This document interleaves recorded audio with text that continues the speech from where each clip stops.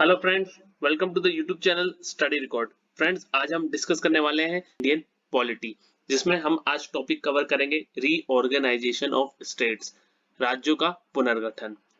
ठीक है फ्रेंड्स, तो मेरी आप सबसे रिक्वेस्ट है, अगर आप मेरे चैनल पर पहली बार आए हैं और आपने चैनल को सब्सक्राइब नहीं किया है तो आप चैनल को सब्सक्राइब जरूर कर लीजिए स्टडी रिकॉर्ड के नाम से।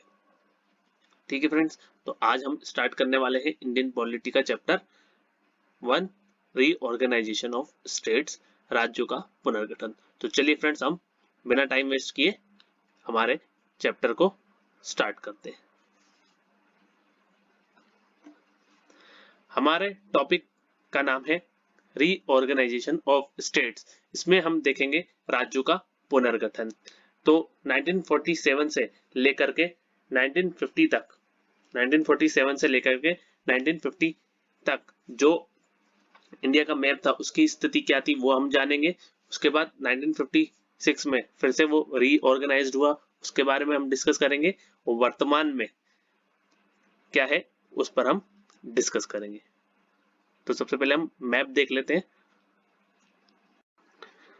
1947 से लेकर के जो 1950 तक जो स्थिति थी हमारे मैप की, उसके बारे में हम डिस्कस कर लेते हैं। तो तब मैप को 4 भागों में बांटा गया था। ठीक है, ये वाला जो पार्ट था वो था पार्ट ए, ये वाला जो पार्ट था वो था पार्ट बी, ये वाला था पार्ट सी, और यहाँ पर जो अंडमान निकोबार है, ठीक है, यहाँ पे है अंडमान एंड निकोबार, इसको पार्ट डी में रखा गया था। ठीक है, तो हमारे मैप को कितने भागों में बांटा गया था? 4 भागों में बांटा गया था। पार्ट ए मतलब हिंदी में क, पार्ट बी मतलब ख, पार्ट सी मतलब ग, और पार्ट डी मतलब ग। इसमें क्या था? अंडमान एवं निकोबार। ठीक है, पार्टी में रखा गया था अंडमान निकोबार। ठीक है, ये आपको याद रखना है। तो ये पूछा जाता है कि अंडमान निकोबार को किस उसमें रखा गया था पार्ट में, तो पार्ट डी में रखा गया था। ठीक है, तो part A, part B, part C और पार्ट डी में हमारे मैप को डिवाइड कर दिया गया था।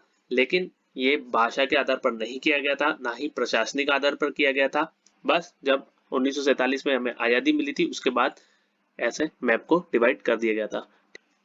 इसमें ना ही प्रशासनिक आधार पर डिवाइड किया गया था, ना ही भाषा के आधार पर डिवाइड किया गया था। ठीक है, ये आपको याद रखना है। और उस समय कितने राज्य हुआ करते थे? 1947 की अगर मैं बात करूं तो 29 राज्य हुआ करते थे।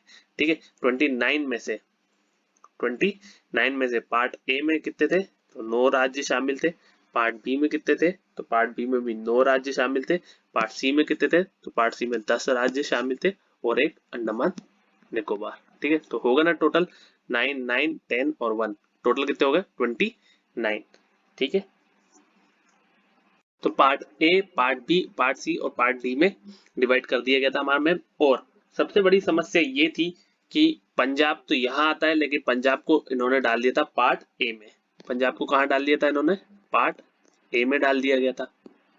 ठीक है, और अजमेर आना चाहिए था पार्ट बी में, लेकिन अजमेर को इन्होंने डाल दिया था पार्ट सी में। तो समस्याएं बढ़ती जा रही थी। ठीक है, और हैदराबाद और मैसूर आपको पता है कि नीचे है, लेकिन इन्होंने पार्ट बी में डाल दिया था। पार्ट बी में क्या डाल दिया इन्होंने? हैदराबाद और मैसूर डाल दिया।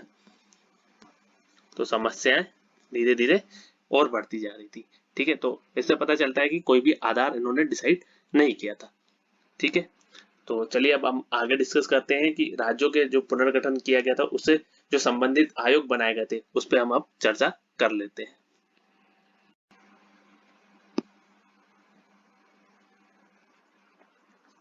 तो पुनर्गठन से संबंधित जो आयोग थे, तो 3 आयोग बनाए गए। एक एस के धर समिति बनाई गई, एक जेवीपी समिति बनाई गई और एक फजल अली आयोग बनाया गया। ठीक है, तो ये तीनों इंपॉर्टेंट है, ये आप नोट कर लीजिए। ठीक है, और एस के धर जो थे वो बहुत ही फेमस व्यक्ति थे। ये राजेंद्र प्रसाद के बहुत ही करीबी दोस्त थे, और राजेंद्र प्रसाद ने ही बोला था कि आपके नाम पर एक आयोग का गठन किया जाएगा। और जो एस के धर थे ये इलाहाबाद हाईकोर्ट के रिटायर्ड जज थे। ठीक है, तो एस के धर समिति का गठन पूछा जाता है कि कब किया गया, तो एस के धर समिति का जो गठन किया गया वो किया गया जून 1948 में। इन्होंने अपनी रिपोर्ट पेश की है दिसंबर 1948 में, और इन्होंने अपनी रिपोर्ट में कहा है कि भाषा के आधार पर गठन नहीं किया जाएगा। ठीक है, इन्होंने अपनी रिपोर्ट में क्या कहा कि भाषा के आधार पर गठन नहीं किया जाएगा। लेकिन मद्रास और तमिलनाडु का जो क्षेत्र था वो एक नए राज्य की मांग कर रहे थे, तेलुगु राज्य की मांग कर रहे थे। तो बाद में आंध्र प्रदेश नया राज्य बनता है, किससे अलग होकर, मद्रास स्टेट से अलग होकर। ठीक है, वो हम आगे डिस्कस करने वाले हैं। ठीक है, तेलुगु राज्य की ये लोग मांग कर रहे थे। ठीक है, और इस रिपोर्ट में ये कहा गया था कि भाषा के आधार पर गठन नहीं किया जाएगा, प्रशासनिक आधार पर राज्यों का गठन किया जाना चाहिए। ये रिपोर्ट में ये लिखा गया था। तो एस्केदर समिति की रिपोर्ट में क्या कहा गया था, ये पूछा जाता है। तो इसमें कहा गया था कि भाषा के आधार पर गठन नहीं किया जाएगा और प्रशासनिक आधार पर राज्यों का गठन किया जाना चाहिए। तो इसी समिति की समीक्षा करने के लिए दूसरी समिति तैयार की गई, कौन सी, जेवीपी समिति। ठीक है, तो इसका गठन कब हुआ है, दिसंबर 1948 में इसका गठन किया गया है। और ये रिपोर्ट कब पेश की गई है, तो अप्रैल 1949 में ये रिपोर्ट पेश की गई थी। इस समिति के जो सदस्य थे वो थे जवाहरलाल नेहरू, वल्लभ भाई पटेल और पट्टाभी सीतारामैया।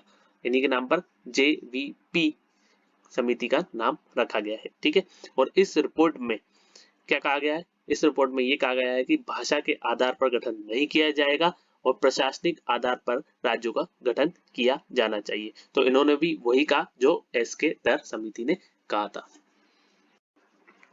तो जैसे ही इनकी रिपोर्ट आई और इस रिपोर्ट में भी कहा गया कि भाषा के आधार पर गठन नहीं किया जाएगा, प्रशासनिक आधार पर राज्यों का गठन किया जाना चाहिए, तो साउथ इंडिया में बहुत ही ज्यादा आंदोलन फैल गया, क्योंकि वहां के जो तमिलनाडु और मद्रास के क्षेत्र के लोग थे वो कह रहे थे कि तेलुगु राज्य का गठन किया जाना चाहिए भाषा के आधार पर।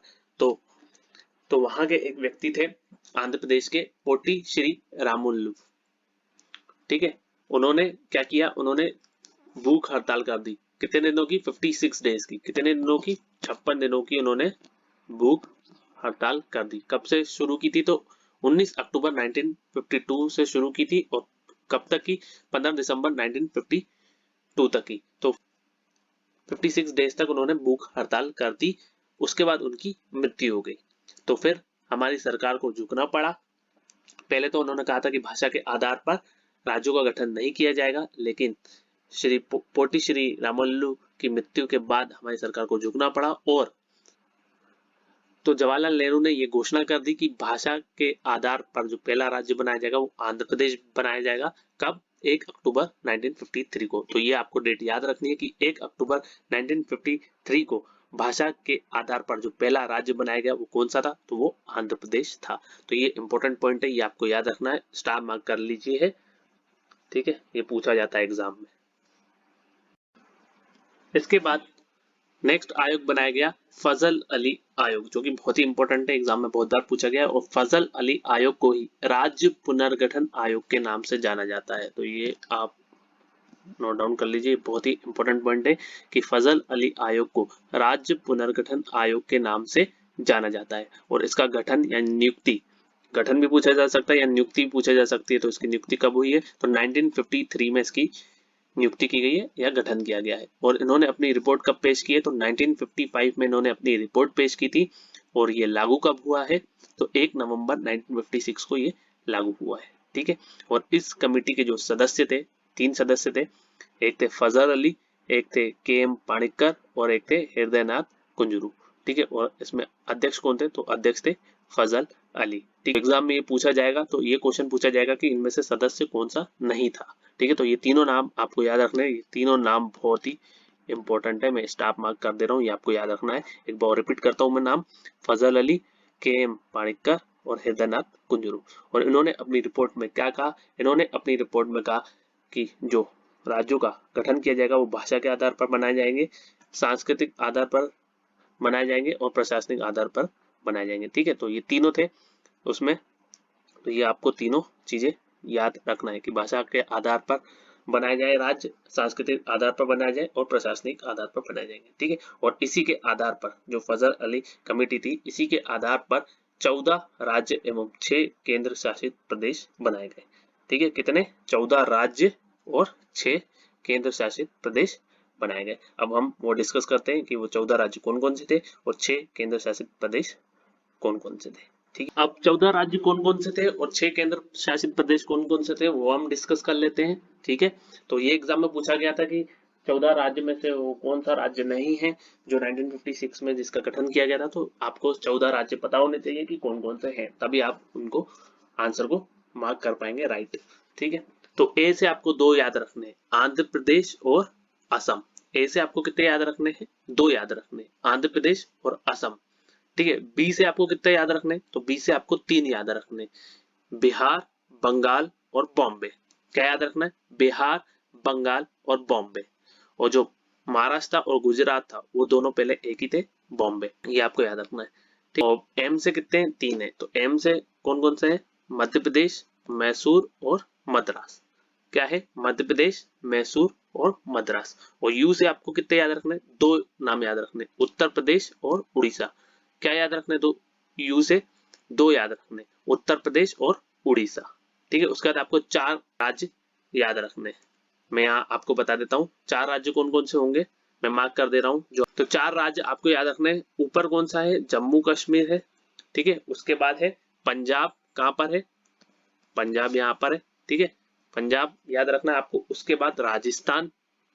ठीक है, राजस्थान याद रखना है। और उसके बाद आपको नीचे आना है केरल। तो ये 4 आपको याद हो जाएंगे। कौन कौन से? जम्मू कश्मीर, पंजाब, फिर राजस्थान, फिर केरल। ठीक है, तो मैंने यहाँ लिखा हुआ है जम्मू कश्मीर, पंजाब, राजस्थान और केरल। तो ये आपको याद रखना है। तो 14 राज्य कौन कौन से हो गए? ए से आपको कितने याद रखने? 2 याद रखने, आंध्र प्रदेश, असम। बी से आपको कितने याद रखने? 3 याद रखने, बिहार, बंगाल, बॉम्बे। एम से कितने याद रखने? तो एम से भी आपको 3 याद रखने, मध्य प्रदेश, मैसूर और मद्रास। और यू से कितने याद रखने? तो यू से भी आपको 2 याद रखने, उत्तर प्रदेश, उड़ीसा।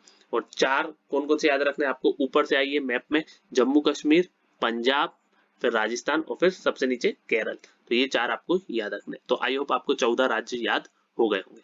अब हम चलते हैं जो केंद्र शासित प्रदेश थे 6 बनाए गए थे उस टाइम पर, तो उसको डिस्कस कर लेते हैं। तो उसकी ट्रिक है ओल्ड HMT।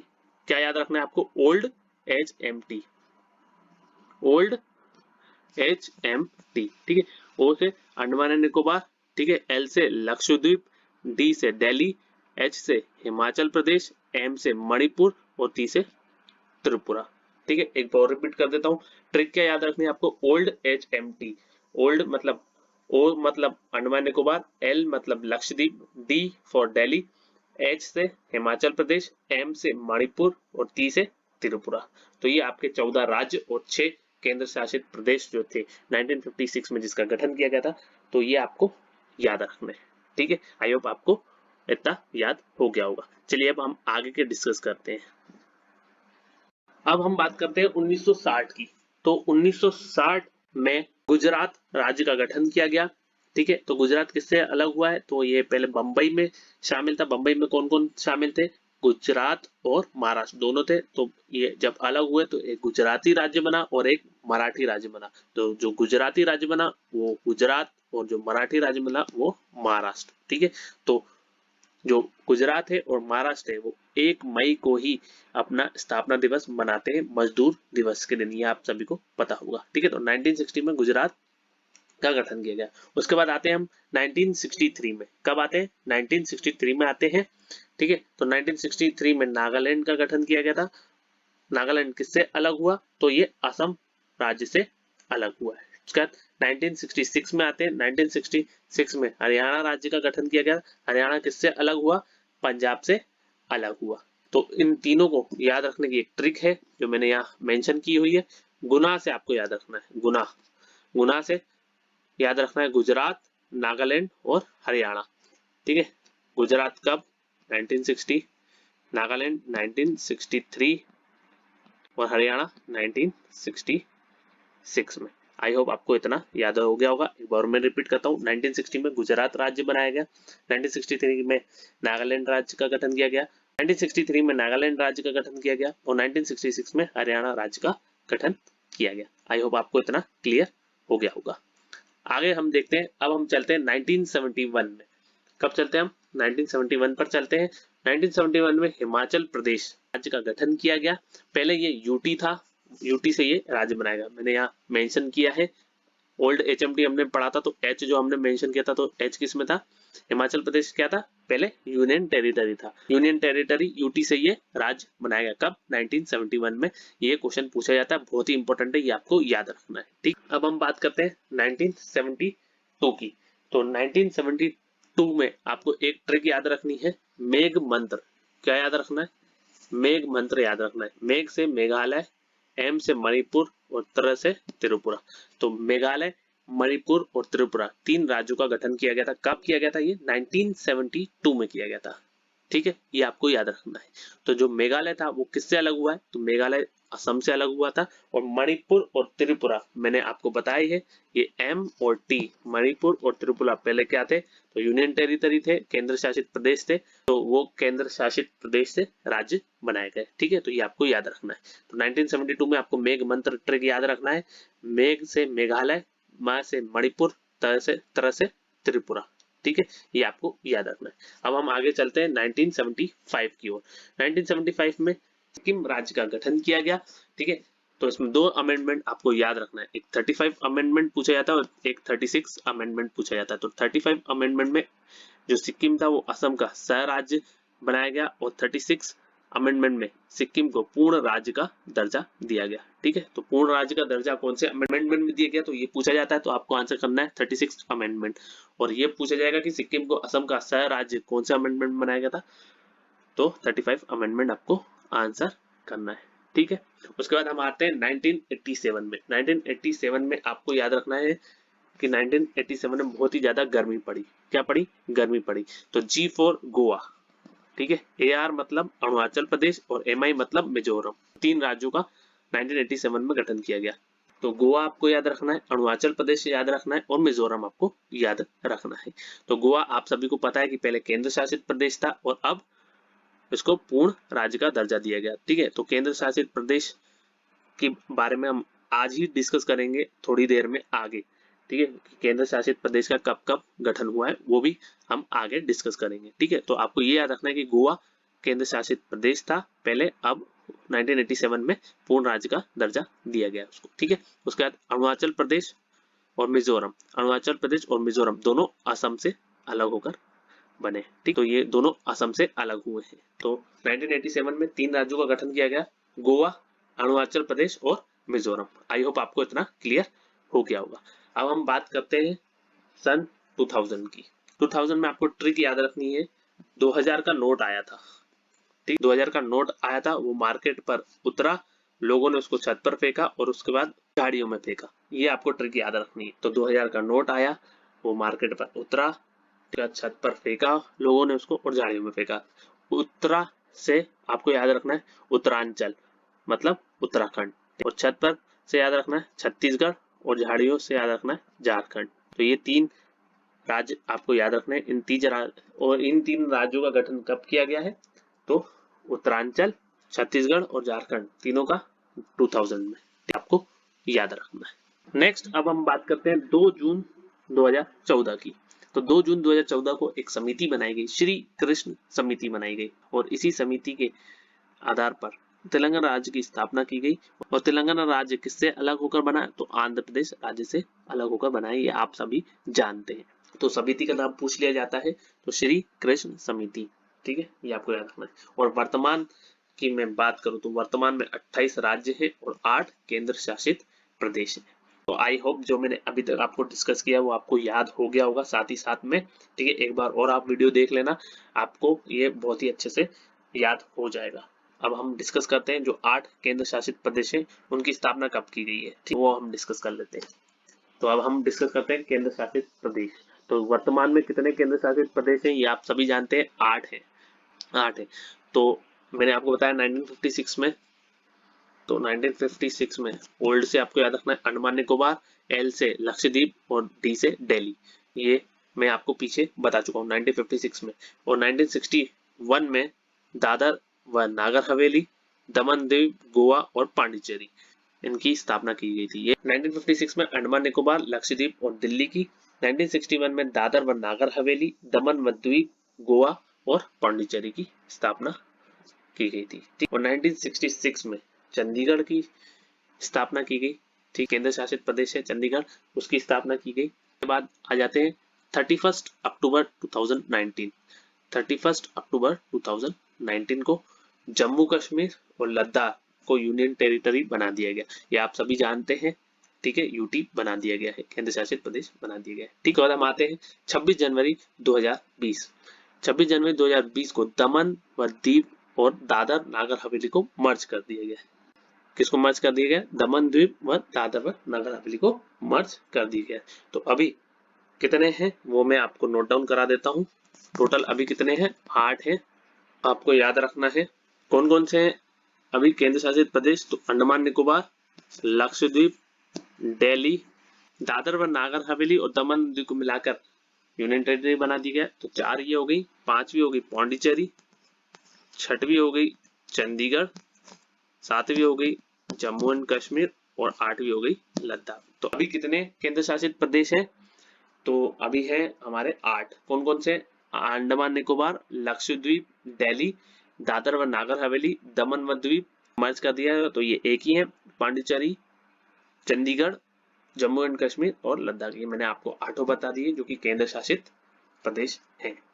अब कुछ इंपॉर्टेंट पॉइंट डिस्कस कर लेते हैं कि 1950 में यूपी यूनाइटेड प्रोविंसेस का नाम बदलकर यूपी कर दिया गया। ये क्वेश्चन पूछा जाता है, यूपी का नाम कब बदला था? ठीक है, यूनाइटेड प्रोविंसेस कहा जाता था पहले, उसको नाम बदलकर यूपी कर दिया गया, उत्तर प्रदेश। ठीक है, उसके बाद 1969 की बात कर लेता हूँ तो मद्रास का नाम बदलकर क्या कर दिया गया? तमिलनाडु कर दिया गया। ये आपको याद रखना है। तो 1973 में मैसूर का नाम बदलकर कर्नाटक कर दिया गया और 2006 में उत्तरांचल का नाम बदलकर उत्तराखंड कर दिया गया। तो ये मोस्ट इंपोर्टेंट है, ये पूछे ही जाते हैं, ये आपको याद रखने हैं। तो 1950 में यूनाइटेड प्रोविंसेस का नाम बदलकर यूपी कर दिया गया। 1969 में मद्रास का नाम बदलकर तमिलनाडु कर दिया गया। 1973 में मैसूर का नाम बदलकर कर्नाटक कर दिया गया और 2006 में उत्तरांचल का नाम बदलकर उत्तराखंड कर दिया गया। ठीक है, तो यहाँ पर हमारा पहला चैप्टर कंप्लीट होता है, राज्यों का पुनर्गठन।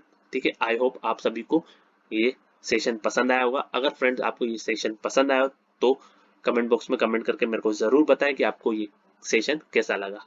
ठीक है फ्रेंड्स, उसके बाद हम आगे कंटिन्यू करेंगे, हमारा नेक्स्ट टॉपिक हम डिस्कस करेंगे। ठीक है friends, thank you for watching, have a nice day.